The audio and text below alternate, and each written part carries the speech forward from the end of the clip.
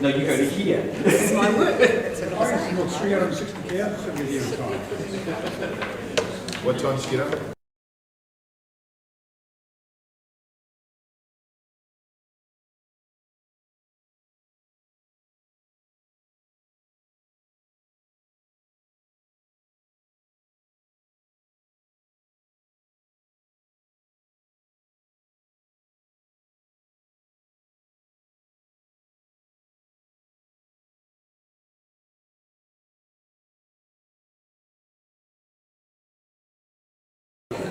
Tēnā koutou katoa.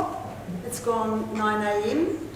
Rāpā, hui tangaru, rua tekau mawha. I've done that in reverse order. That's Wednesday, February the 24th. Welcome to our council meeting. We have an apology from Councillor Cooper, who will not be able to join us today. We have a late arrival apology from Councillor Deeming, who is caught up in something called traffic. Not quite sure what that's all about. I'm sure that our other councillors are doing their best to get here, but at this stage I don't have any formal apologies for them. So can I ask that somebody move those apologies? Councillor Peters has moved, Councillor Innes is seconding. All those in favour, aye. Against, carried. We do have a quorum, so we are able to begin our meeting today. And the meeting today is to hear the submitters who submitted to our speed limits bylaw 2019, and also looking at the speed limits on beaches. Sorry, Whangarei District Beaches speed limits bylaw 2019. Now, councillors, a couple of housekeeping matters. We have received some, there are a couple of submissions that attachments 1 and 2, the submissions from Jan Gemmell and Christine Burse. We will be including those in the recommendation, but just before I get to that, I also want to cover off a couple of things around what we can, welcome Councillor Connor, what we can be taking into account today when we're hearing our submitters, and a couple of limitations. One of the things that you will have noticed is that people have been submitting on Whangarei Heads Road. This is not part of what we can be looking at. The area of scope is definitely only the Waipu and Langs Beach area. Whangarei Heads is next cab off the rank, so to speak. So that will be addressed in a future date, and of course those submissions will be taken into account when we look at that, the bylaw for that particular area of our district. The other aspect is around vehicles on beaches. So we can address the speed on beaches today, but not access to the beaches. So we've had submissions saying that that vehicles should be banned on beaches or access restricted. We actually can't take that into account under this current scope. Well done, Councillor Deeming. Thank you. Welcome. And I've been speaking nice and slowly. So. Thank you.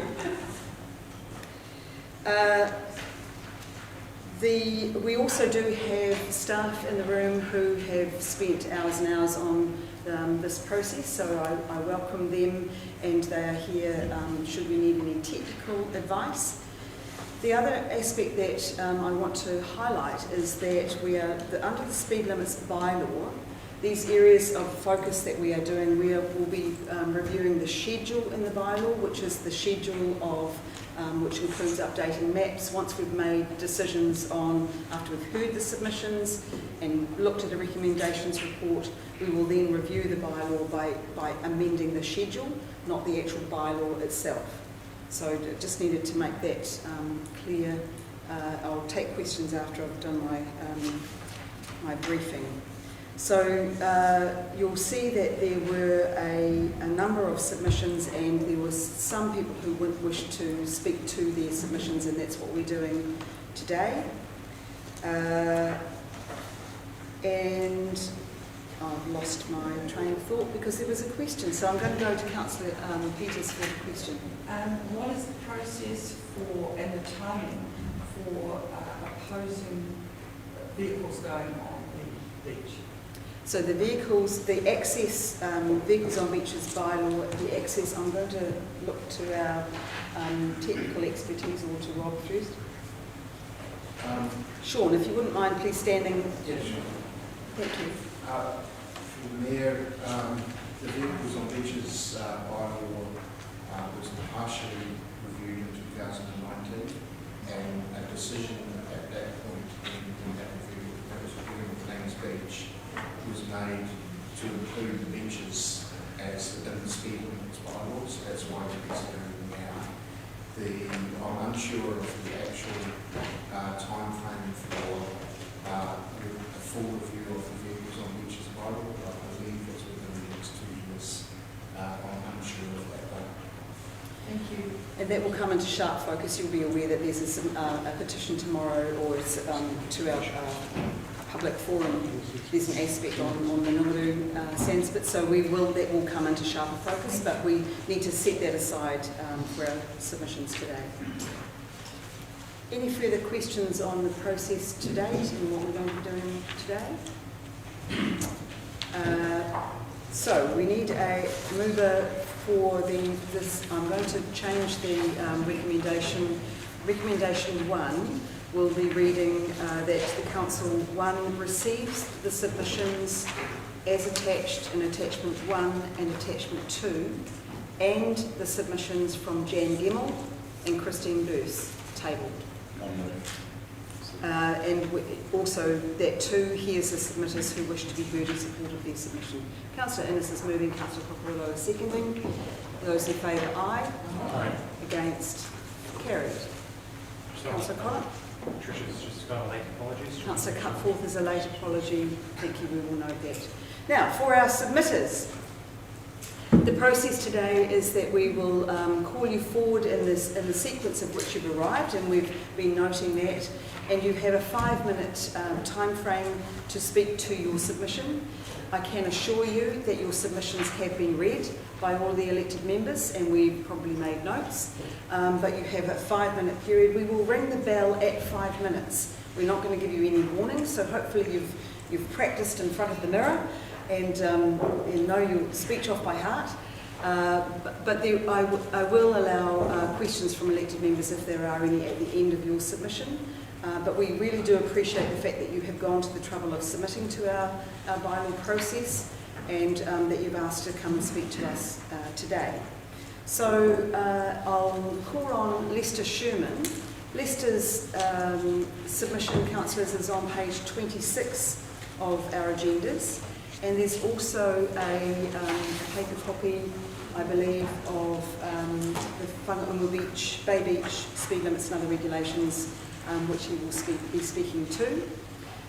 So Lester, welcome, and your time starts now. Thank you, Your Worship, councillors, officials. My name's Mr. Sherman. I'm here in my personal capacity, but with the support of probably more than half of the permanent residents of Whangaunga Bay, and the group who are a street group of Neighbourhood Support New Zealand, also includes actually probably a third of the patch owners who don't live there on a permanent basis. The document that I've distributed actually enumerates quite a lot of issues that we have in Whangaunga Bay. But as you pointed out, Your Worship, there's no discussion of those issues other than the speed limit issue. The issue with the speed limit is very, very simple, really. That is, in an industrial environment where we have lots of interactions between machines and people, as an engineer of plenty of history with health and safety in the area, I cannot remember a plant that I worked on in the last so many years which had a speed limit of more than 15 kilometres an hour for vehicles travelling through the factory, through the road areas. In fact, most of them these days have a speed limit of 10 kilometres an hour. So the question is, why on a busy weekend in summer, when there are hundreds of people on the beach, toddlers, young kids running around, people playing cricket, throwing rugby balls, etc., etc., etc. Why do we allow vehicles to travel at 20 kilometres an hour?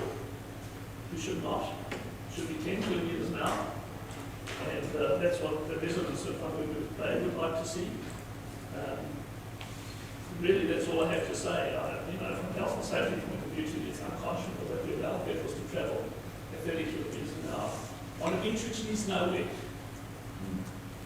It goes absolutely nowhere, except to possibly a blue penguin colony at the western end of the beach. Why do vehicles drive across where those birds have to cross on a regular basis? And I don't live in the day myself, I live up on the hill. But having said that, I know that people have seen vehicles that have board houses today at night. A blue penguin is not going to be seen by a car going along at 30 kilometres an hour in the dark. That's all I have. Thank you very much. Thank you, Lester, and thank you for the additional... Are you happy to take any questions if there are any? Of course. Thank you. Councillors, any questions for Lester? And thank you for... Councillor Peters? Have you got examples of near misses on that beach between vehicles? I personally have twice had to stand my ground in order to stop a vehicle from, walking my dogs, for example. There's a dog exercise area. I've had to twice actually stop people travelling probably faster than 30 kilometres an hour, just joyriding. Because my dogs are running around and I don't want the dogs to run in front of the vehicle. Why should I have to do that? Because some guys are joyriding up and down the beaches. It doesn't make sense. Councillor Popolillo? Two questions.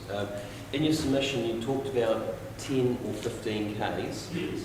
Which is your preference? Oh, definitely 10. Definitely 10? Definitely 10. It goes a step further, and I know we're not supposed to be discussing this, but the point is, we know that vehicles have to access the beach for boats and so on. No objection to that whatsoever.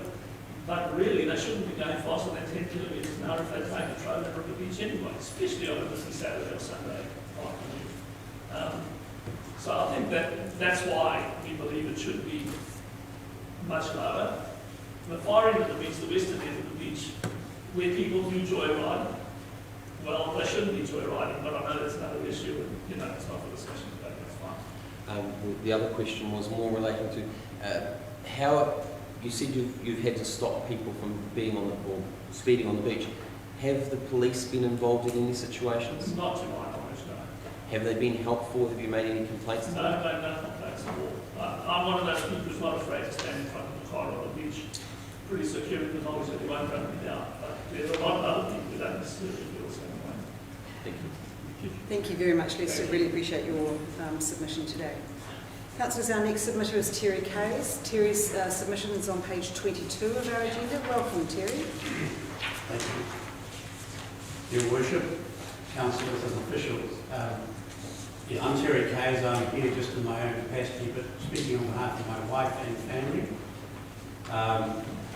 I've holidayed at Lanes Beach in a family batch all my life, so I know the beach intimately. We have a place at the western end of the beach.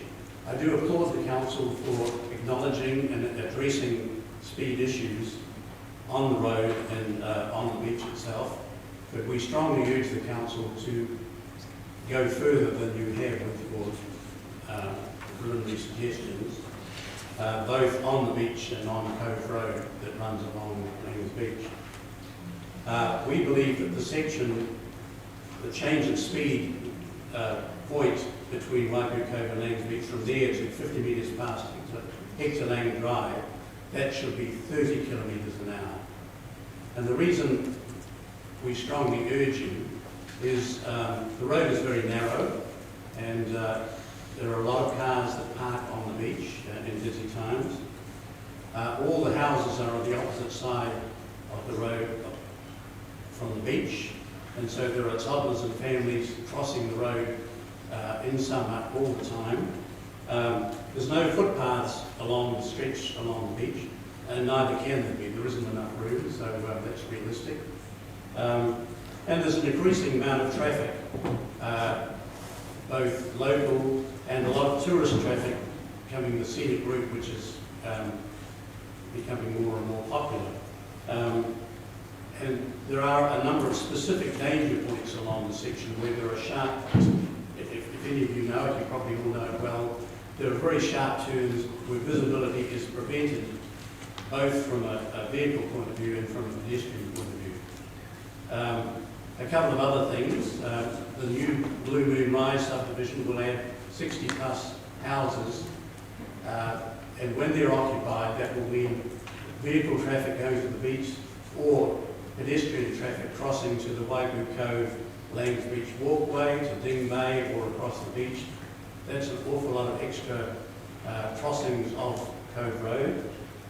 And secondly, the parking area near Hector Lane Drive where the toilets are, it's extremely busy in peak times. Boats, trailers, and across the road from there, there's wetland and ecological restoration going on, and new tracks being built, which we thoroughly support and applaud. But that will add further pedestrian traffic across the road there, just around the corner from that very sharp bend. So that's another reason why we strongly believe that that section of Cove Road, from the speed change from Waipu Cove, 50 metres past Hector Lane Drive, should be 30 kilometres an hour. And this fits exactly with your own council criteria, which I quote, 30 kilometres an hour should be for shared space areas that provide equal access to pedestrians, cyclists and motor vehicles, beach access, including informal parking for pedestrian access to beaches. So it's your own criteria. There's a match there. 30 kilometres an hour for all rational reasons should be applied. Now moving on to the beach itself, if I may, I get the impression Council has a partition approach to Lanes Beach. To the west, pedestrians and beach activities on foot, and to the east, a priority to vehicles. The current signage reads, "Caution, vehicles and tractors on beach, supervise young children," indicating that while the east end of the beach is predominantly used for pedestrian activities, vehicles have priority and pedestrians need to move aside. We believe that rather the responsibility for ensuring safety should be with drivers, not parents. The reality is that the eastern end of the beach is the calmer end, and hence the desirability for boat launching, but it's also the preferred end of the beach for toddlers and small children because it's much calmer and a much more friendly place for young kids to play and enjoy the water. We believe that vehicle access to Lanes Beach should be for manoeuvrable vehicles, slow manoeuvrable vehicles, i.e. tractors. Not wanting to ban vehicles on the beach. Tractors should be the only vehicles on the beach. And I've had several instances of youth speeding and joyriding on the beach. They possibly need to keep up the speed to stay unlocked. And it can be quite alarming to see them moving at speed. So a tractor towing a boat travels at about 10 kilometres an hour, and our recommendation is that that's the appropriate speed for vehicles on Lanes Beach. And signage should be changed to warn parents, but to put the primary onus on tractor drivers to be alert for pedestrians, not the other way around. Thank you, and I'm happy to take any questions. Thank you, Terry. Councillors, any questions? Councillor Cocorillo? Yeah. You've highlighted several things within your submission, but my question is more about the road itself that you've highlighted, which Waipu Cove Road and Lanes Beach Road. You've highlighted that you prefer to see the road reduced.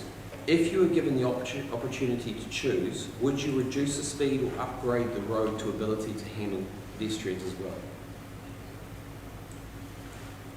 I see quite, I'm sorry, I'm another engineer, but I do see it's quite challenging to upgrade the road. There are some very tight bends which are unavoidable. There's no means of straightening those bends. So I think, you could put speed bumps to enforce a speed limit, but I think straightening the road or putting footpaths is unrealistic.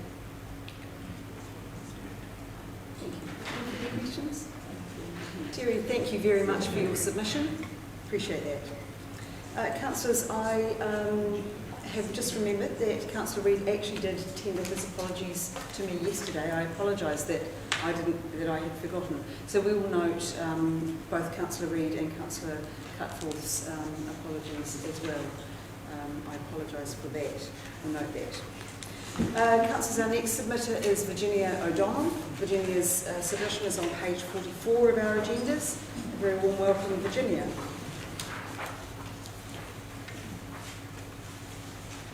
Worship, Councillor and officials. I live at Gazelle Way, which is at the eastern end of the beach, and we overlook the whole area of the beach. It's a prominent position from which we can observe what is going on the beach most of the time, even at night. Setting the scene, during the summer holidays, the school holidays, weekends, the beach is populated increasingly by family groups, small groups, residents, who sit, walk along, swim from, play beach games on. The western end is not used by vehicles, but the eastern end, which is the end which is the kinder one for younger children, is used by a succession of vehicles. At this end of the beach, there are reviving plants over the dunes, and there's also quite a large area that's been blocked off for the dotterels and oyster catchers, who are very stupid birds and loose and sit in silly places at silly times. This area of the beach, I think, is totally abused by vehicles. There are tractors towing boats, kayaks and jet skis. And may I say that the jet skis going along the public road often have children sitting on the jet ski to be towed down to the beach. The rules obviously are not being observed. Utes tow smaller boats, kayaks and jet skis, as the tractors do. Utes are often filled with people with painted on legs, trying to find a place for a picnic. And might I say, some of those people are quite young, whereas older people like me walk along the beach to find a place for a picnic. And increasingly there are beach buggies and four-wheel motorbikes. Again, no seat belts, no helmets, no registrations often, that go along the road, often with much humanity hanging off various places. Some of the latter vehicles just drive there and back, even after dark. Recently at a friend's property, I saw a new sign on their driveway which said shared zone 20 k's. Some drivers respect this idea on the beach, and may I say here that the local tractor drivers are probably more of an exception than all the other vehicles I've spoken of. Some drivers respect the idea on the beach. They respect the speed limit, they respect the rule that pedestrians have right of way, and they keep to a used track. But others seem to have a self-appointed divine right to be utterly selfish and break the rules by speeding, by driving all over the beach, from the waterline right up to where the little stream goes along the bank, by driving tractors while holding a small child. I told one man that it chilled my blood doing that. Towing jet skis with people sitting on them, which I've already mentioned, doing burnouts and wheelies and twists and turns at flat out speed, and, I reiterate, speeding. I've seen a bird killed by a speeding larrikin in a ute, and I fear that the next victim could well be a child or, well, anybody, even an old 79-year-old like me. Some drivers leave the pedestrians to take the avoidance action. So I would like to see the following. The speed limit on the beach reduced to 10 k's, a defined driving area, beach access restricted to tractors, towing boats or sea legs, accessing the tractor parking area. Waipu Cove has a gated access. Surely it would solve problems that are increasing exponentially at Loons Beach. I'd like to see much, much clearer signage on the parking area by the toilets. The speed limit on the beach is one issue. Don't start me on uncontrolled dogs. The problems, which are huge on Cove Road, and I believe a long time ago there was a bypass suggested, but of course as more subdivisions are made up the hill, whatever that road was, be it a paper road or whatever, it's probably out of reach now. And the last thing, don't start me on the sawn-off padlock on the pole that keeps unauthorised vehicles off the reserve at the end of our street, where this summer we have had actions with boys burning various things. So this belongs to you. I guess I should drop it off the desk. Thank you. Virginia, thank you very much for your submission. Are you prepared to take any questions if there are any? Yes. Thank you. Councillor Murphy? Thank you, Virginia. I had one. It was interesting, yourself in the previous submitter referred to that you prefer tractors only. And I'm just wondering, is the issue more about the fact that the tractor or the ute should be putting a boat or whatever in the water? Because, I mean, personally we have a ute that we use to put our boat in the water. So I'm just wondering about the fairness of, you know, your thoughts around restricting it to tractors only when not Well, everybody perhaps the wording would be vehicles towing boats, because it seems the tractor area is actually well controlled. People park. I think that's all the people who do that observe the rules. The parking's done well and thoughtfully. They are not the drivers who expect you to get out of the way, or most of them aren't. There's the odd one. But no, I'm not restricting someone who has a ute, except that there are a number of people who get stuck and have to ask locals for pulling out. Just recently I saw a tractor pulling another tractor on the boat, so it's not a beach that's, you know, tar sealed for vehicles. that clarifies that. Thank you. Councillor Cockerillo? Thank you again. Look, within your written submission, you didn't put any speed limits around Cove Road or Lanes Beach Road. No, I apologise. I feel ashamed as an English teacher to have written that, but someone said to me, that submission is supposed to be in at 5 o'clock tonight, and I went home and I wrote a few words and sent it off so that I could come here. Is that okay? That's fine. My big question would be, if you as a teacher were given the opportunity to have an engineered up road, in other words a road able to handle things, or reduced speed, which would you prefer? Knowing a little bit about the engineering side, I don't think where the road is now, without causing a lot of harm on the uphill side, you could actually extend that road. And on the other side, even the white line is breaking away, and people park along there. The parking is sometimes well into the roadway, not behind the road line, because you can't get a car between the white line and the beach. And without building up the beach, which would mean you would probably kill a bunch of colour trees, I can't see how you could have a better engineered road. So you would need to perhaps upgrade the road but keep the speed limit high. One of the things I've been doing is helping the weed people, and I've done a bit of work on the first chord at the eastern end, cutting out monster vines, and I am staggered and the number of people who don't obey the slow down sign, which is further back from Hector Land Drive, and the cars speed around that corner.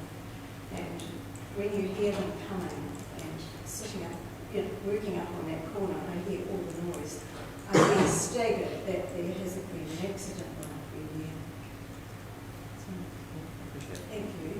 Thank you for the question. Just while I've got submitters in the room, I will say that the purpose of our review is to set speed limits that are safe and appropriate for the road environment. So it's not necessarily around the engineering aspect of the road, it is around appropriate speed for the road conditions. The engineering is probably another matter. But we are here to look at the speed limits. Our next submitter is Malcolm Morrison. Malcolm's submission is on page 24 of our agendas. Welcome, Malcolm. Thank you, Madam Mayor. Thank you, councillors. I guess my submission follows along the lines of some of the previous ones. One of the things that this council decided, I think last time after you had submissions, that you would do a trial period of the speed on Rank Beach from reduced to 30 kilometres an hour.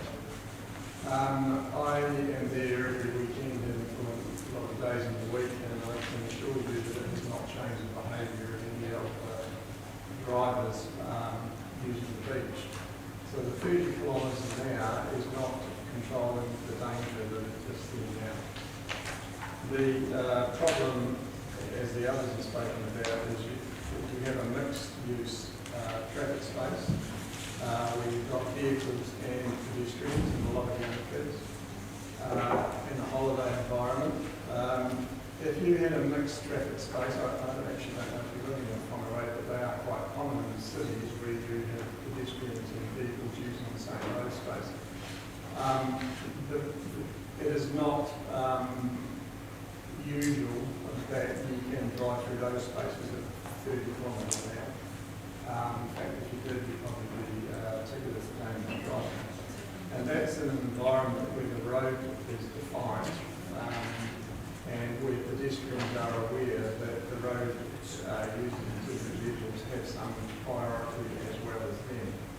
On the beach, it's exactly the opposite. There is no defined road area, so vehicles can go anywhere they like on the beach in terms of down to the water level, up to the high water level and further. The second thing is that it is similar to a mixed-use area on the road where someone's put oil on the road. The problem with the speeding is generally because people think they're going to get stuck. When the sand is dry during summer, the steering on most light vehicles does not work terribly well on the beach. And so they cannot do quick turns to avoid people if they see them. Their brakes often don't work properly, and two-wheel drives are even less likely to be able to turn forward drive. And that is one of the issues that I have, is that they are out of control and they're still not going at 30 kilometres an hour because the sand is so soft. Or they're going up the sand dune and they cannot see in front of the pond because of the angle of the vehicle going on. The other matter is the signage. I think it's highly inappropriate what the signage is now. That it is putting the onus on parents to keep their children out of the way of speeding vehicles. I can't think of any other area that involves a road where there is equal access, where parents are the ones that are told to look after their children and not the drivers told to not have pedestrians. I have no concerns about utes, trailers on the back or anything like that, but what I do have concerns about is the ones without trailers. Or occasionally you get a jet ski that decides they are behind a ute where the driver wants to go fast because they're going to get stuck as well, and then jet skis are light enough to allow them to speed. So I think it's important that the signage is fixed at a minimum, that the signage is very clear. The there's a number of signs around the start of Land Beach, most of which no one reads because they're such detailed writing on them that they just ignore them. The one sign that's missing is the previous speaker is the sign that says no dogs between 9 and 5. Constantly we get visitors to the beach that have no idea that they're allowed to take dogs on, and some of them have actually killed dogs, so it's just another issue. The question I'd like to ask you is, with all your submissions, what percentage of submissions recommended lowering the speed limit below what it is now? And I'm sure you've done your analysis on that, like Mr. Councillor. Good question, but today is not the day to do that analysis. Today is our day to hear the submitters, but there will be a full recommendations report, and that analysis will absolutely be done. And I would hope that our submitters who've submitted to the process will be made alerted to that report. Okay. The final point to me is that, as one of the previous speakers noted about another beach, this beach goes nowhere. By having a 30 kilometre an hour speed limit compared to a 10 kilometre an hour speed limit will save someone about 1 minute and 15 seconds to get to the end of the beach. I cannot in any way see why we would have a 30 kilometre an hour speed limit, because there is no need to speed, because there should be no urgency to get to the other end generally, and those that do get to the other end usually turn around and come back are the ones that do want to go fast, and they are the beauty. Thank you, Malcolm. Questions? Councillor Benny. I really like the point and one of the previous speakers' points about the sign, putting the onus on pedestrians where it should be on drivers. I just wonder, do you know how long that sign's been there? Probably about a year. Is that all? So it's a reasonably recent sign, yeah. And so I agree with your sentiments on that. I think that's pretty smart. Thank you. Thank you, Councillor Benny. And just a reminder that councillors are asking pertinent questions to the speed limit, the bylaw specifically, but I take your point and we'll pass it on. Any further questions? Councillor Peters. Do you think that signage should have some reference to the police numbers, or do you think there's something else that should be on that signage? I think there should be a sign. The sign should say that in summer, if you are not driving a tractor, you are likely to get stuck on the beach. And it is illegal to go over 10 kilometres an hour. And that the police are monitoring this. And if you break down, don't call the local.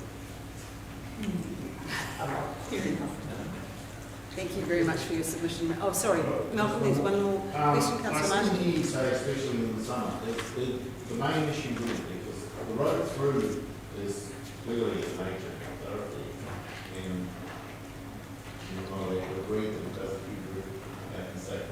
But so do you have beach wardens who go and deal with those things? We see a council ranger once in a while. Their focus is on dogs, and I feel very sorry for them, because when they go up to people and say you can't have your dog on the beach, most people say, well, there's no signs in them, and they quite often get abused. And that is a fault that there's no sign, because both parties are almost innocent in that transaction. With the Cove Road there, I also agree with previous speakers that the speed limit there is way too high. In most cases, in the middle of summer, there is, with the parking that goes all along Cove Road there, the width of the carriageway is less than 2 vehicles. And so quite often people have to stop and let other vehicles coming the other way and things like that. Last weekend I noticed a very nicely presented Cadillac that had one wheel over the back and had to get a very large vehicle to pull it out. Because it's such a large vehicle they would realise, but it will not be long before someone actually parks so close to the beach they roll over the slope there, and it has always got people below that slope because it's in the shade. And I feel sorry for anybody that is excited about when the vehicle does fall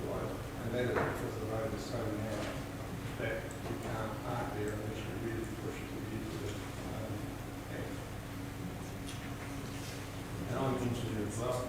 And the answer is widening the road is something that this council will fund. Just hoping it will be in this funding.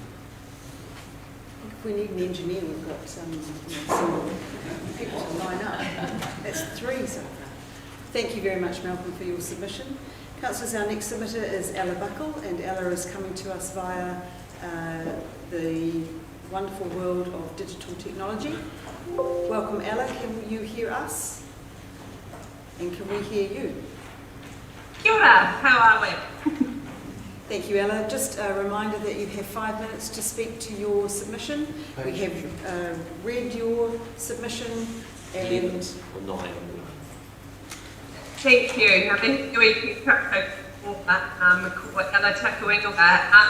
to you live from Westgate College currently, and a bit of background is that a mother in particular who has been living in the local area of English and Waipu Cove for the last 5 years.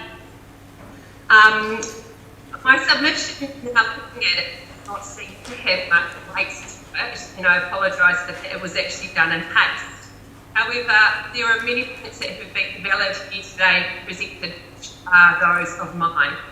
Being a mother of 3 children based at the beach has been a great start to see from summer to winter what has actually been occurring. In the winter, we have as many fish through the lake to Cove as we do during summer. And my children get on the bus just because that Waipu public school, and it has been locked up at circuit. Mother putting her child on the bus for 15 years. The 6-speed limit currently is not slow enough.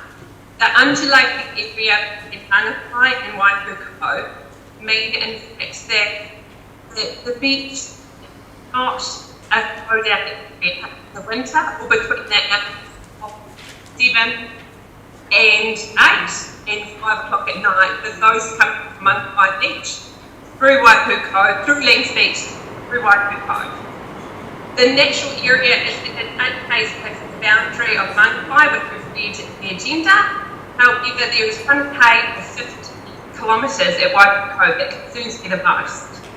It takes about 200 metres for these vehicles to slow down, and then that leaves them about another 500 metres before they begin to increase their speed at Satan Road in order to reach the 100 kilometres.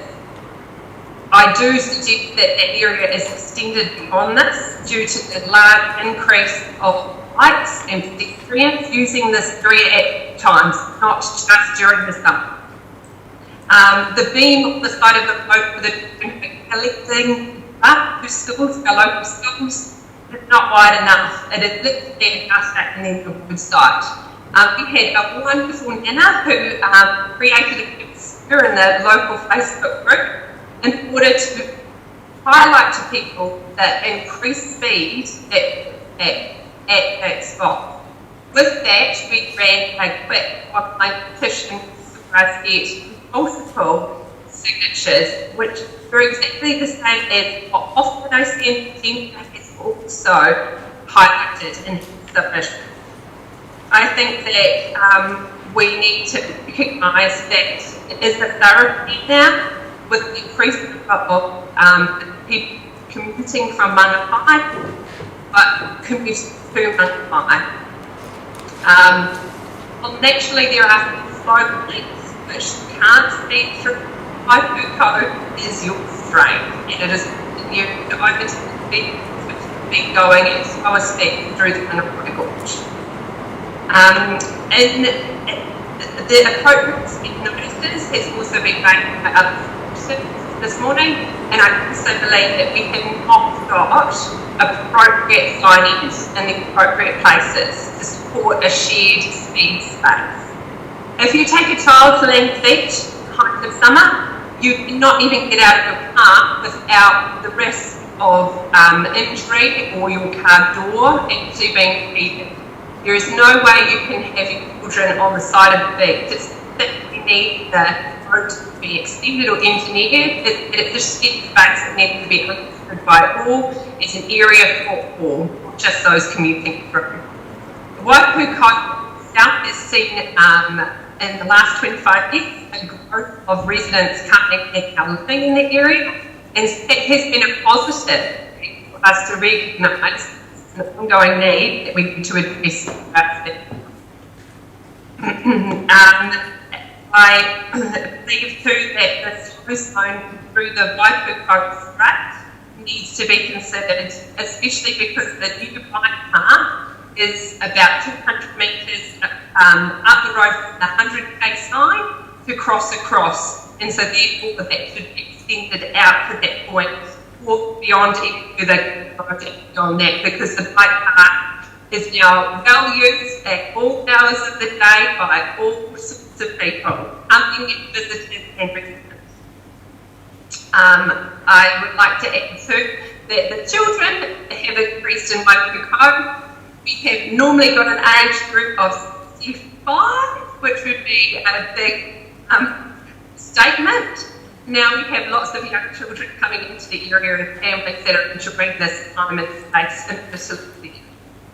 Thank you for my submission. Thank you, Ella. Councillors, any questions for Ella? And I understand that the difficulty with, we had a little bit of a problem with your microphone, Ella, but fortunately we can lip read.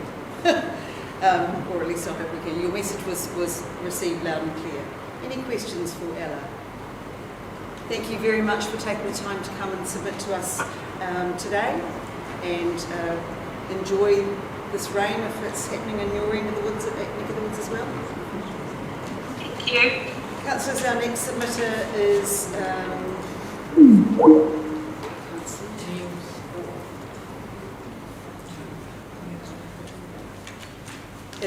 Niels Jagersport. Niels, very warm welcome to you.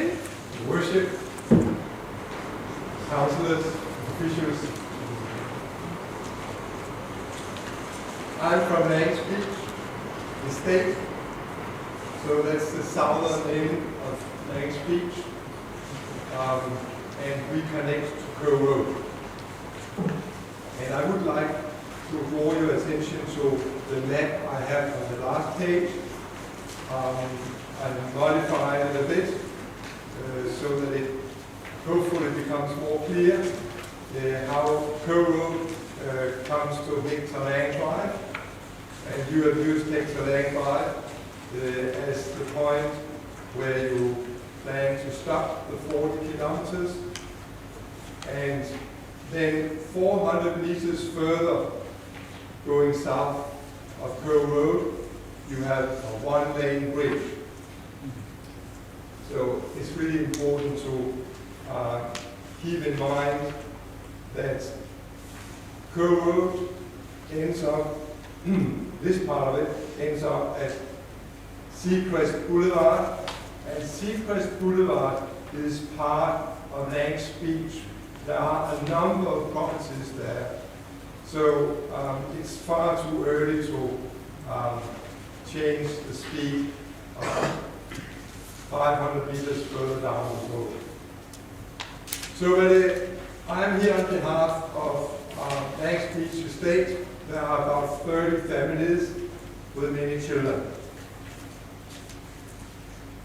You will appreciate, as we've already heard, that we have very high seasonal holiday traffic to the beach via Kerr Road, and this is the road we'll be discussing now. So you can see from the map I just referred to that 100 meters further down from where you turn off to Hector Lang Drive, the speed limit is today changed from 50 to 100.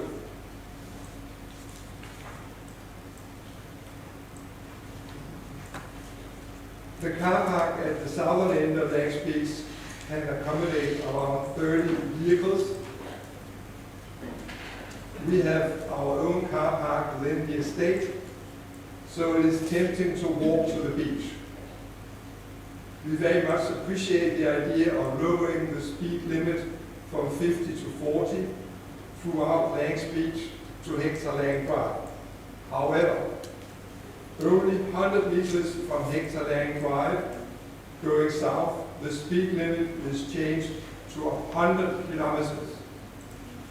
This is a narrow, twisting road, and only 300 meters further along Coe Road, we have a one-lane bridge. It is absolutely crazy to endeavor to try to go 100.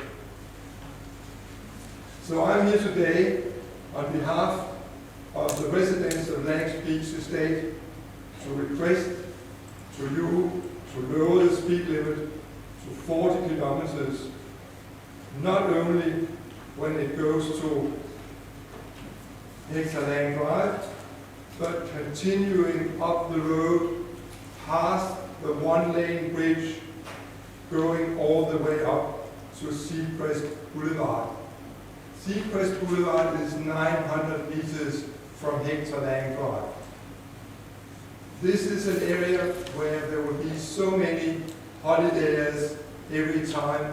We do have holidays, but of course, especially in summer. And there are so many near misses. And I'm very pleased to say that I haven't seen anything really bad happen. But all the skid marks on the road tell their own story. So believe me, this is not just rumors or something we dream about. This is dangerous stuff. We who walk Coe Road on a daily basis, we see these near misses. And unless you are a Formula 1 driver, you cannot go 100. I can assure you that's not possible. So it's only a question of time before someone is hurt or worse. We at Langs Beach Estate feel that we live as close to paradise as we would like to come for a long time. But I've come to this hearing today to request your pledge to lower the speed limit on Coe Road all the way up to Seacrest Boulevard, going through Langs Beach from the north. In the long run, we are talking about saving lives. I've corresponded with Monterey District Council since 2018, and I have quoted the number used for my correspondence. So this is not just an idea that has come because you are talking about the speed limit. We have worked on it for a long time, and I was promised that maybe one day I'll be part of a ballot, and I didn't feel that was very promising. So this is promising. This is wonderful to see that things are happening. Seeing is believing. If you had any doubts, I invite you to walk the 900 meters with you. You can meet me at the turnoff to Hector Lang Drive anytime, and I'll be very happy to show you how it is. So I thank you for your time and look forward to hear what you're going to do for us. Thank you very much. Niels, thank you for your submission. Questions, councillors? Councillor Benny, Councillor Murphy, Councillor Peters, give us questions. Yeah, thank you for your time with it. And so I'm interested in that you want the speed limit reduced, but I've heard nothing from anybody about traffic calming, you know, the speed humps. And so I'm a real fan of speed humps as changing driver behaviour. So you can change the limits, but it may not change the driver behaviour. You've got to, in my mind, you've got to have that. I'm just interested in your thoughts on it, because a lot of residents don't want speed humps. They want behaviours to change, but they don't want... Speed humps is a great idea. However, you would not believe how much heavy traffic we have going down that way. And I have seen many speed humps being ruined by the heavy traffic. I'm sorry, I do not believe it will work in the long run. But yes, it will help. And something I didn't manage to read due to the time limit is that compliance is a big question here. And we very rarely see the police. And there are no signs that anyone is trying to measure how fast the different people go. and that is a big problem. Thank you for the question, Councillor Benny. Councillor Murphy? Thank you, Niels. I'm just interested to know that the length of road between Hector Lane Drive and Seacrest. Yep. Do people can you connect back through? I'm just interested in whether people can kind of use it as a loop, because I'm interested in how many people walk and cycle it. It's not official that you can use it as a loop, but the locals, they have engineered their own pathway where they have their own remotes so that they can use that, especially during the holiday period. But it's not for anyone outside that area. Is there a kind of an informal track along the side of the road that people walk on? I'm just wondering. There's no track. There is a path. And at areas it's very, very narrow because the cliff face comes straight out from there. Okay, I was just wondering how many people walked and cycled it. Well, they try. They try. But it is not ideal. Okay, thank But you. with the lower speed limit, it will become a lot better. Thank you. Councillor Peters? My question is not exactly of, it's can we within our jurisdiction extend this 30 miles? Oh, that is a matter for the our staff to make recommendations. So today is a time to ask the submitters questions on their submissions. But yes, I'll answer that briefly. Yes, we can extend the... Any further questions? Niels, thank you very much for your submission. I love that invitation to come walking. You never know, it might just happen. Councillors, our next submitter is Glenys Hoffman. Glenys' submission is on pages 13 and 14 of our agenda. Welcome, Glenys. I'm representing residents and ratepayers of the Waipu roadways, the Cove area, of which about 70 have signed the submission. We support the lowering of the speed limit, but the overrider is within the code. It wouldn't matter what you lower it to, they will still fly through. We, as per the Ms. Buckle, there's been a big change in the code. We've had a property there for 16 years. We live right on the code road. We spend 70% of the year there, and we've seen a significant increase in the last 4 to 5 years in traffic through the code and the speed limit. She talked about, Ella Buckle talked about the commuters from Untitled. So you go 6 o'clock to 8 o'clock in the morning, you just get the traffic race through 4:30 to 6:30 at night. And we've seen some horror stories through the code. You have the tractors coming out to go to the boat ramp, cars passing, and you've got children crossing the road in summer and they can't see. You can't see because of the density of the traffic parked on. It's a desirable spot, especially with the cafe and the beach store with the ice creams, and now we've got a truck at the other end with ice creams. So I go back to my childhood growing up in a coastal area. Having batch was about scooting to the local shop, buying the ice cream, scooting home. I definitely would not let our grandchildren, who range from 11 down to 3, cross Cove Road without one of us taking them across. What we would like to see from the code is, yes, the reduction in the speed limit, welcome, is some traffic calming measures, because we've got the straights that Leeds Beach don't have. So literally we come from the one-way bridge through to the other Hunter Cay area, and it's a straight. People come down, go round the corner, and then speed up. We've got the Cove Cafe, which we'd like to see a pedestrian crossing put in from the reserve car park through to the cafe to make it safe for people crossing. And definitely we would like traffic calming measures. Not averse to speed humps, but these visual traffic calming measures with lines on the road, narrowing it down. There is actually physical as well, and we'd like the council to look at traffic calming, because we believe that's the only way we will, in addition to a speed limit reduction, we will actually control the cars that are over the speed. Never see a policeman, never see a speed camera. I mean, if you want to make money, just park up there. So that's where we are at from the residents of the code. Happy to take any questions. Thank you, Glenys. Questions? Councillor Kokorula? Glenys, thank you for that. You just highlighted on the police there. I just wondering, has a complaint actually been made to the police about people speeding? I'm not sure. I think we've all given up, to be honest. Very early on, I think we were, but we never see them. I mean, we've had a number of cars go off the road into the ditch by St. Anne's Road, and they get pulled out by locals because they spin out of the corner. No one seems to call the police, but we just never see them. And I suppose we should start. It's not easy to complain to them unless you physically go it. So you can't do it on the website, you can't, so you can't find them, so it is difficult. But we could definitely do that if we wanted to, or if you think it will help. Yeah, just follow-up question on that.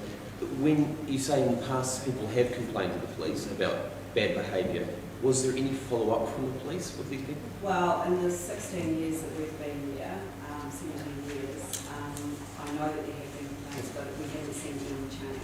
And to be fair though, it's really only in the last 5 years that it's become much more increased traffic, much more desirable area. And I guess with the cafe, it draws a lot of people from the catchment area, so it is busy. Thank you. Councillor Martin?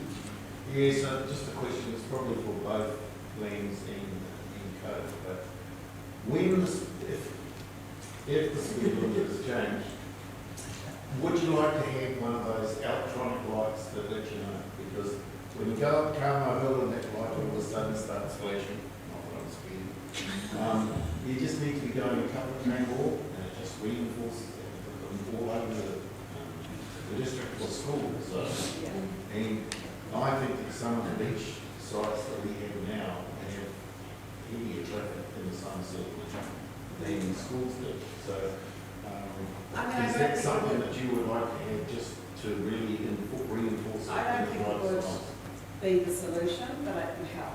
I mean, if it was a thing that could go in the next 3 months, brilliant. I mean, obviously, with traffic calming, it's going to take more than 2 to 3 months to put in, but if there was something that could go, okay, yes, add to it, but I don't think that in itself, because at 6 o'clock in the morning, I mean, I know I've driven to Auckland and lots of times and gone through Mangawhai, and it's a nice road that you can put your foot down, and people do it. And so I don't think having a big sign saying lowering to 40 going through the code at 8 o'clock in the evening is going to stop the traders from Westgate Road. It's just something that Is loading the Waipu when the police are monitoring at 60 km and stay low? 60 pounds stay home. Where the Waipu road comes out on the state highway 1. Oh, that little bit. I didn't even know that was there until not long ago. I'm just saying that. Councillor, just a reminder, questions to the submitter's actual submission. Thank you. Councillor Holmes. Yes, please, because you're speaking on behalf of a petition, and it had basically 70 people behind it, the question is, are the submitters here conscious of that being our bypass route, our only bypass route for Brendurham Hills? And speed limits could have a major disruptive effect on the traffic movements.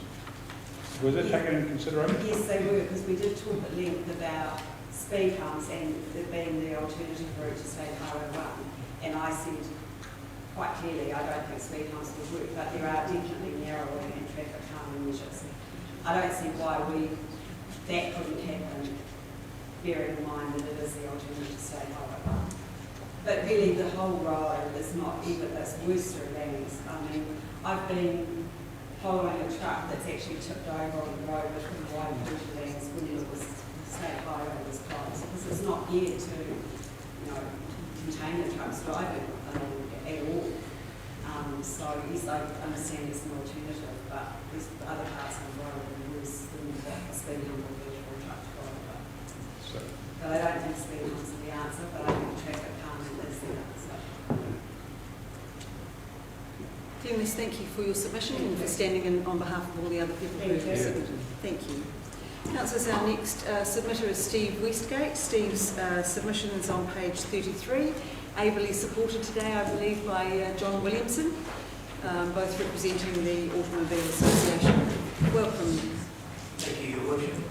Councillors, council staff, it's good to be back here in a different role.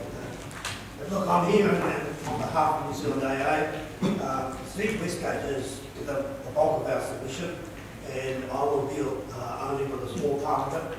And just to give some background, the New Zealand AA has got 1.7 million members nationwide, 45,000 members in Northland, and we as an organisation have been involved with the Speed Management Guide, which has given rights to this review for the last 6 years or so. So we know a bit about speed. But my role here is really just to deal with speed limits around schools.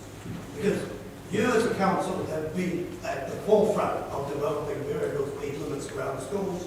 In 2006, I believe, it was gazetted that you're allowed to. So immediately the late Wayne Davidson got onto that and developed a program relating to rolling out variable speed limits around your primary schools in the urban area. These are the flashing lights that go on in schools at sensitive times, pick up and drop off time during the day, and they are managed by the school, and that's the important thing. They are managed by the school. So they control their speed environment, and they work well. You've rolled them out throughout the district.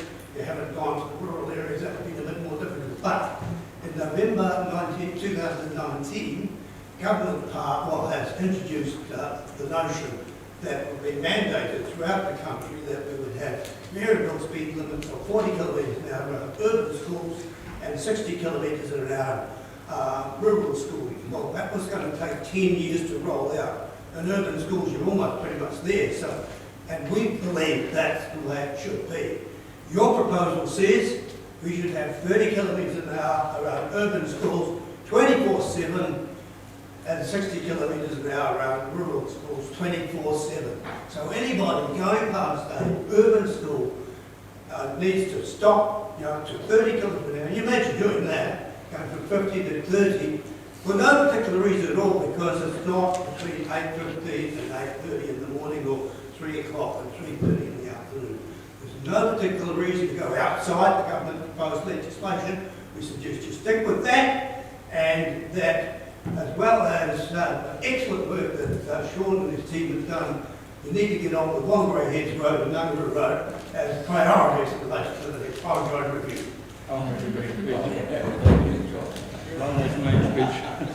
Steve, welcome. Steve. I'm going to take some of my other points as well as we go through. I'd like to acknowledge the tremendous amount of work and commitment of Sean Laker and the team in lowering the road charge, which is what this is all about. In our submission, we highlighted some concerns. I was going to, in my notes here, I've focused on some of those concerns. First of all, high-risk drivers. They're responsible for 34% of fatal crashes. They ignore existing speed limits. We've all seen them hear them on our roads. They're going to ignore the new speed limits, and it won't make any difference to them. The speed limit to them has no meaning at all. And we've heard from 3 or 4 previous submitters that it doesn't matter what the speed limit is, there will still be these hazardous drivers out there, and only engineering improvements will make a difference. So section 3 here focuses on engineering improvements, which is highlighted in the MOT speed reference group report. That's paragraph 3.2. Just speed changes, limit changes on their own are not going to be terribly effective. They've got to be supported by engineering changes. And unfortunately, paragraph 3.5, we see no evidence in MTA's technical report that engineering improvements have been considered or that there is funding available for such improvements. Also, an evidence-based approach is needed. The technical report refers to a number of DSIs in Northland, but it doesn't narrow them down to see how many have been caused by people exceeding the speed limit. What are the lowest speed limit that prevented that crash? So many of our crashes are due to idiot drives. 2 on Minor Road in the last few months, 100 kilometres an hour in a 50k zone. You make that 40k, what difference is it going to make? So we would like to see a target. What do these proposed changes aim to bring about? What sort of percentage reduction? We'd like to see a defined goal so these proposed changes are what these changes are expected to achieve and against which success might be measured. Over the page to 4. I'm focusing here on driving conditions. So we've heard people talking about 100 kilometres an hour.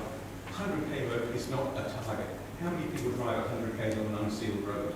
You know, it's totally unrealistic. The road code sets out clearly defined safe speed guidelines set out in paragraph 4.2. And if drivers were reminded of these and follow these guidelines, we actually suggest that crashes where speed is a factor would be greatly reduced, if not eliminated altogether. So always, you know, driving conditions got to be the focus, not what the speed limit is. Because these few proposed lower speed limits, they're considered safe and appropriate. We would suggest that under all conditions they will not be safe and appropriate.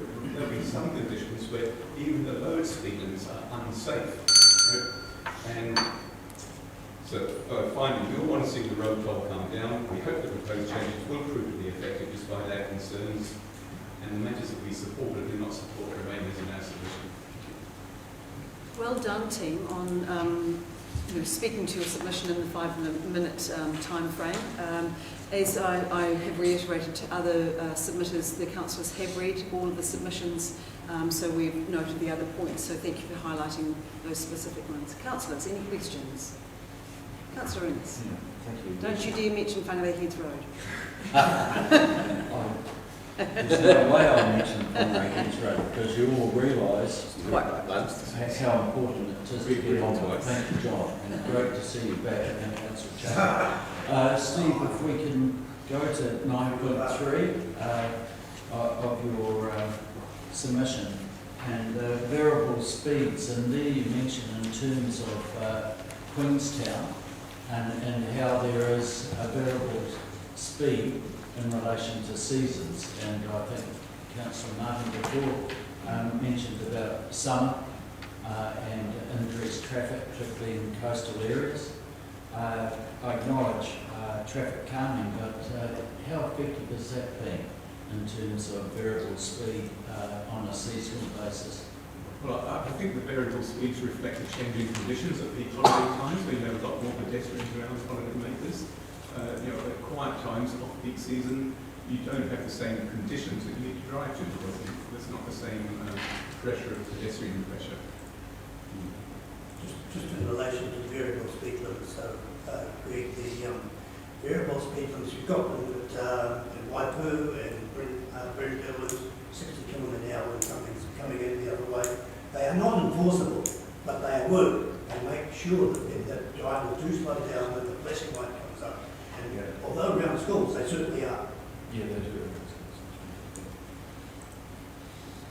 Any further questions, councillors? Councillor Hollis? Yes, morning gentlemen, it's good to see you back here again. You're probably the appropriate one to ask this. We've had a massive rise in traffic numbers on the road, creating more and more havoc, and yet we're getting less and less done on the road. We're getting a reduction in government subsidies. So how do you see you getting your message across in a more proactive way to actually get things done on the ground? Because the government's withdrawing from a lot of the funding they used to do. So we have more vehicles on the road, particularly a lot more heavy vehicles on the road.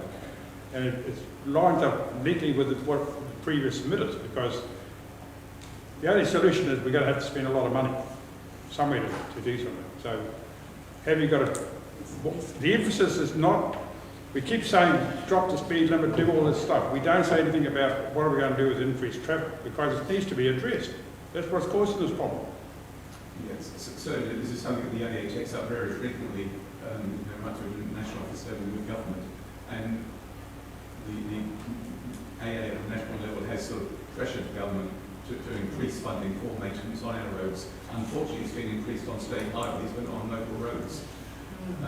So we recognise that maintenance costs have gone up, traffic volumes have gone up, truck weights have gone up, all adding the pressures on the roads, shortening the lifespan of our roads, increasing the frequency of required maintenance. But the government has failed to commit funds to this. They do have a strong focus on safety, this current government, and often projects can be designed in such a way that if the focus is on safety, then there is a chance of getting money from a different pool other than the National Land Transport Fund. Thank you. But we recognise the problem. It's a nationwide problem. When I go to AA National Council meetings, I hear the same message coming from all across the country. yes, we need to get government to start listening to some of it. Any other questions? Councillor Murphy. Thank you, gentlemen. I'm just interested because you state that you feel that 40 kilometres is appropriate through on Cove Road. You feel that it should remain at 50. And I'm just wondering, you do state in 1.5, if there are facilities such as schools or shopping centres, etc., 40 kilometres would be suitable. So you obviously agree that 40 is a safer speed when there are people around. And I'm just wondering, I'm just interested in knowing the difference between 40 and 50 would probably only add a short amount of time to the driver's day. So could you just clarify, why you would not support the 40 kilometres through that increasingly busy area? I think you suggested that at peak times there should be this variable speed limit what we don't want to see is a blanket 40k speed limit across all urban and suburban streets. Because, for one thing, people don't spend more time looking at speedometers than less time looking at intersections and hazards on the road. People get a feel for driving to the conditions without sort of continually looking at their speedos to see whether they're breaking the law or not. It's amazing. If you drive up 8th Street, much of the time, if I glance my speed, I'm travelling about 50. But half past 3 when all the schools are coming out, and there's lots of pedestrians around, if I look down, I'm only doing 40. So, inherently, most people drive to conditions. And, there's got to be a reason for the speed you assess. At 10 o'clock at night, when there's no pedestrians around, is there any point in having a 40k speed limit? Thank you for that. Councillor Cockerell. Morning, gentlemen. Quick and easy question for you. You've highlighted already in your submission about engineering upgrades, and I applaud you for saying things like that. One of the things that's come through the submissions, though, on 9.6, you've said you support the proposed speed limits on beaches. Now, the proposed speed limit is for 30 k's, yet we've had several other submitters saying they prefer less. Do you see any need to go less, or are you happy to stick with 30? Sorry, I missed part of that question. In 9.6. Yeah, so the proposal from councillors to be 30 k's. Right, yeah, because essentially you've got a shared path near pedestrian access on the beaches. So, you've got kids playing big beach games, people fishing. It's essentially a shared path, and 30 in those sort of localities is quite appropriate. Many of the submitters have suggested to bring it down to 10 k's. How do you feel about that?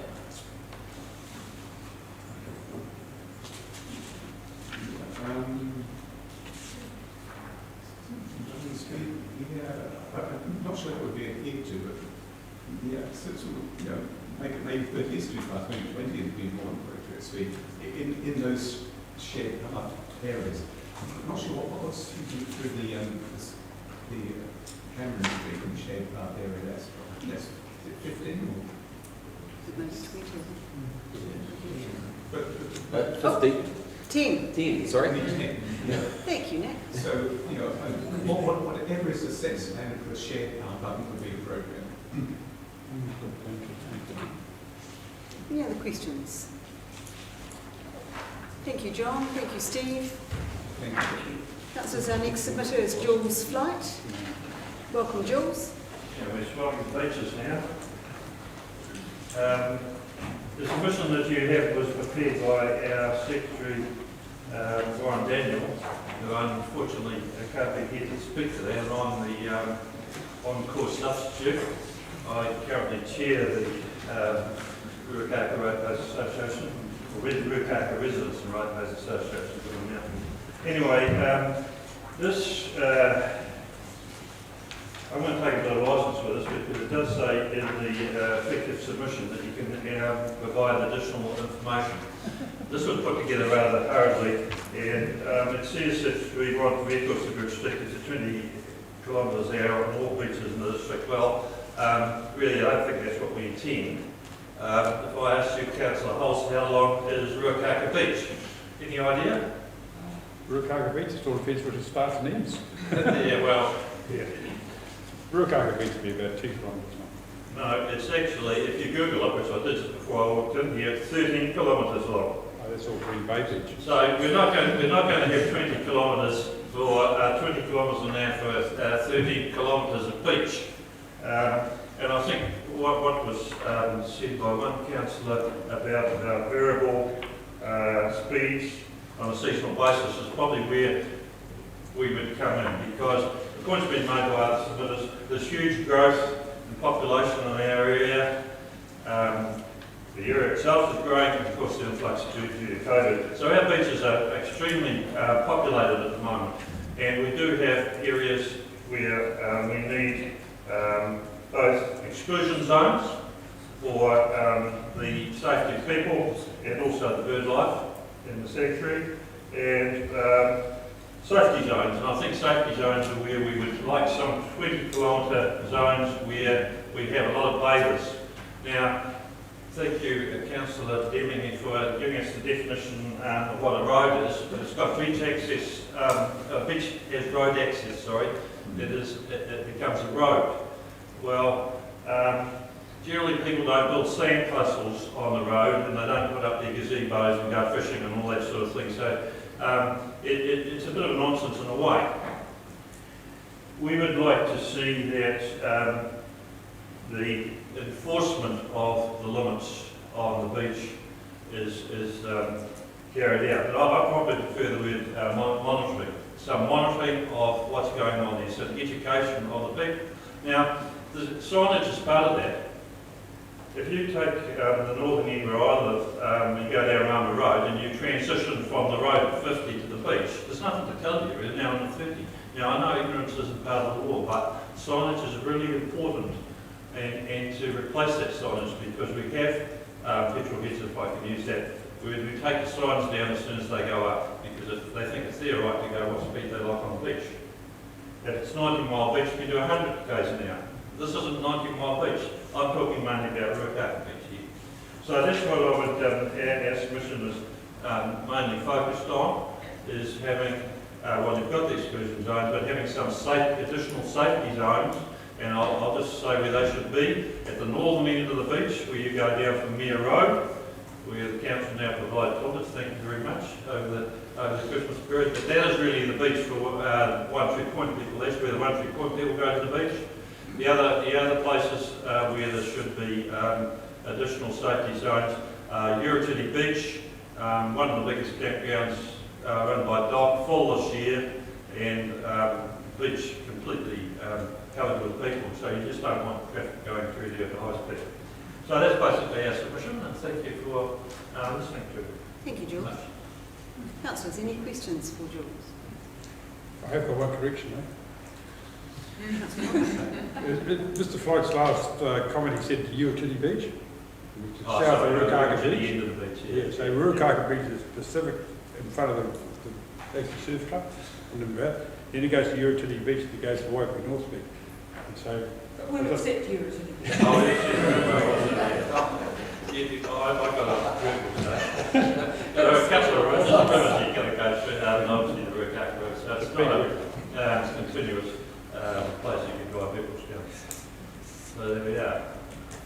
Jules, thank you. I think your point made around, we have a length of road, but portions of it, the speed is lower because of various aspects, and the beaches should be considered the same. Okay. Thank you. Thanks, Bill. Councillors, our next submitter is Jeff Upson. Jeff's submission is on page 27, and he was in the room. I think he's just had to zip out. Hopefully we can find him again. Jeff will be the last submitter to our hearings today.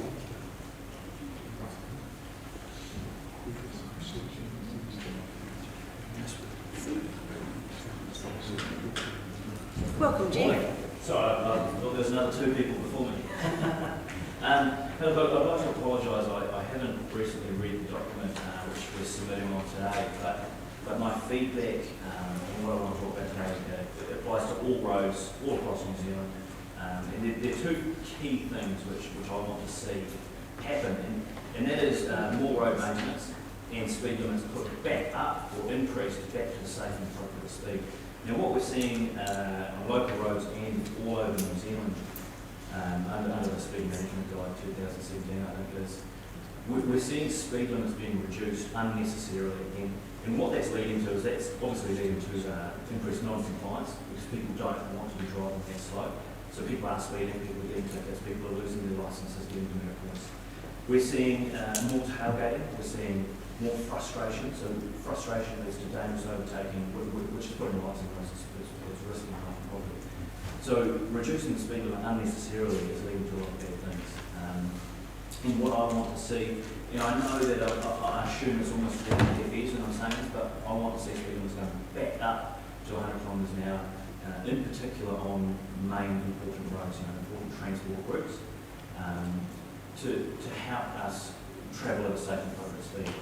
Now, I drive a modern vehicle. It's only 3 years old. I bought it brand new. I spend approximately 900 hours to 1,000 hours on the road every year. And I understand that obviously I have got a better vehicle and I spend a lot more time on the road than some people. But from my point of view, the only issue, or the main issue we're seeing on the road is incompetent drivers and unsafe vehicles. And that's an area which obviously needs more attention, and reducing the speed limit isn't going to teach somebody how to drive. So changing the speed limit from 100 on the open road down to 60, that's not going to teach somebody how to drive, and that's not going to explain to somebody that after it's been sunny for 5 weeks, we get a little bit of rain, that's the most slippery time on the road. It's not going to teach somebody what tyre footprint is, weight transfer is. And so we're not seeing any government organisation, whether it be yourself, NZTA, government, any other road controlling authorities, focusing on the more important things, which is basic driver education, basic driver competency. All we're seeing is money being taken away from road maintenance and being spent on reducing the speed limit. So basically that's all I wanted to say is I think the speed limit's coming down is inappropriate, and I just wanted to make sure that I was on the record, got a chance to say hello to everybody here, and I was on the record saying that I feel it is inappropriate. And one more thing is the road that I drive every day is actually outside, it's in the Rodney area, but I drive it every day.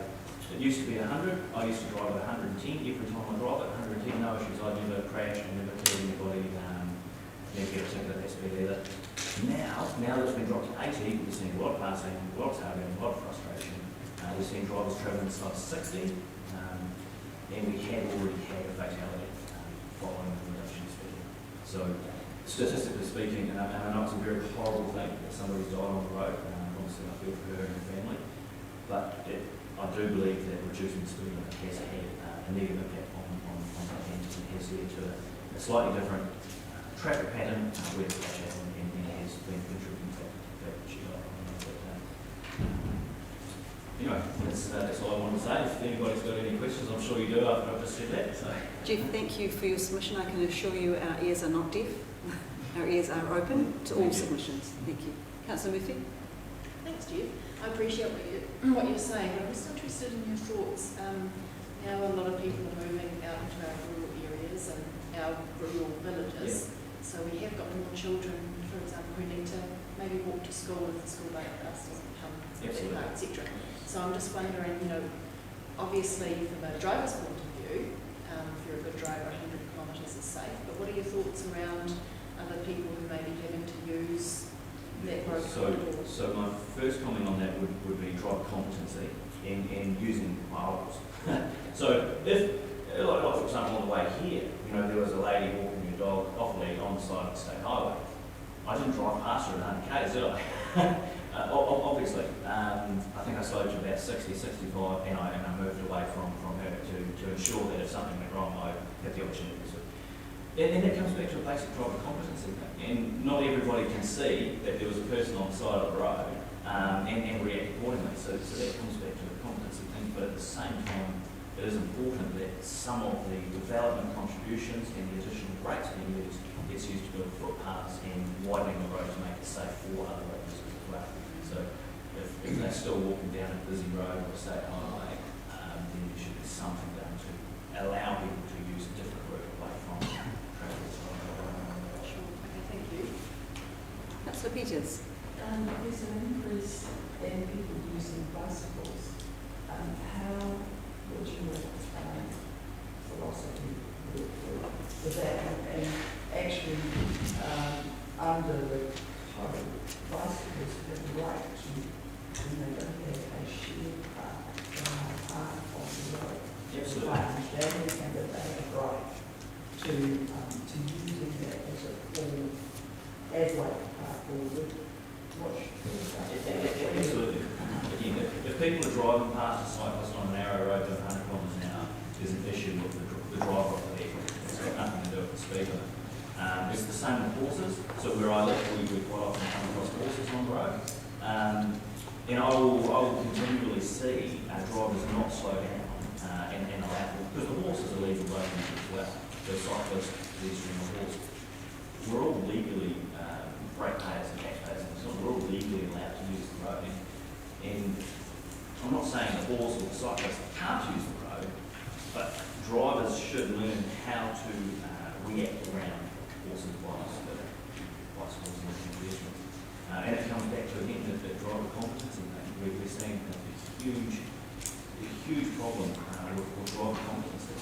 I was in Wellington this weekend, in Masterton, and everywhere. It doesn't matter where I seem to go, I seem to find people that are not confident behind the wheel, that don't slow down for roadworks. I'll be stuck behind them in a 70 and 100 zone.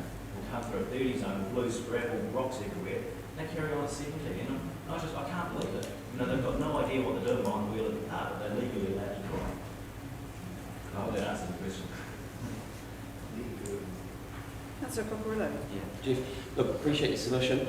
We've had several other submitters talking specifically about Langs Beach and along the actual beachfront itself, the small beachfront. How do you feel about the speed limit changing, being set to 30? A lot of them have been submitting to make it 10 k's. I think 10 is a joke. I mean, that's my honest opinion. I think 30 kilometres an hour is actually quite slow for a modern vehicle. And you know, 10 kilometres an hour, I invite actually everybody here should drive at 10 kilometres an hour someday. See if you can actually physically maintain speed under 10 kilometres an hour. I think it's virtually impossible. And so you imagine this, okay, so the speed limit is 10 kilometres an hour. Somebody's in their tractor, which most probably goes 15 kilometres an hour with a boat up back, I'm not sure. The tractors that I'm used to do about 30 or 40 kilometres an hour on the open road, and we've got a big hay baler behind it. So you imagine you're doing 15 kilometres an hour along the beach, there's a police officer there, all just lays it down the boom. I've got to get 15 in a 10 kilometre an hour zone. That is 10 to be points. Imagine somebody did that 10 times in a 2-year period, they lose their licence, they can't go to work. So I think my experience, 10 kilometres an hour is extremely slow, unless it was a footpath, unless it's an area where people are sunbathing, in which case people would be driving 30 or 40 kilometres an hour. 10 kilometres is too slow. Thanks. Thank you, Jeff. Any other questions? Thank you very much for your submission. Thank you very much. Hopefully we see some positive change throughout New Zealand and your district as well. Thank you very much. Thank you very much. Thanks, guys. Councillors, that is the end of our submitters who are speaking to us today. We have the resolution has been moved and seconded and voted on, so there is actually no further business today. So I will close our meeting and thank you all for your attendance.